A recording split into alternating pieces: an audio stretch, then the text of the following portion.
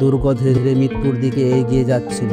একদিন রাজ্য শত্রুর দ্বারা আক্রান্ত হয়, যুদ্ধ রক্তক্ষয়ী হয়ে ওঠে। রত্নাবতী ও ভানগড়ের জনগণ প্রাণ হারায়। কেউ বলে অভিশাপের কারণেই ভানগড়ের সেনারা শক্তি হারায়। হাজার হাজার ঘর, বাজার, রাজপ্রাসাদ সবই ধ্বংসস্তূপে পরিণত হয়। ভানগড় এক রাতেই মৃত্যুপুরী হয়ে যায়। লোকেরা বলে সেদিন যুদ্ধের আকাশে রত্নাবতী ও সিন্ধিয়ার ছায়া মুখোমুখি দাঁড়িয়েছিল। ভানগড় আজ একটি নিষিদ্ধ নগরী। গজগজ করে কেবল বাতাস, শূন্য দেওয়াল ফিসফিস করে। কেউ যেন ফিরে না আসে। যারা নিয়ম ভেঙে রাতে দুদিকে ঢুকেছিল অনেকেই আর ফিরে আসেনি। স্থানীয়রা বলে রাতে ভানগড়ে এখনো মেহমান খানার পায়ের শব্দ, রত্নাবতীর রথের ঝনঝন, কারোর কান্না, কারোর হাসি, রাজপ্রাসাদের আলো জ্বলা। কাউকে দেখা যাচ্ছে, আবার নেই। অনেকে পর্যটক ভয়ঙ্কর অভিজ্ঞতার কথা বলছেন। মাথার ওপর কারো নিঃশ্বাস, হঠাৎ ঠান্ডা বাতাস, অদ্ভুত ছায়া, পুরানো যুগের সুর। অনেক গবেষক বলেন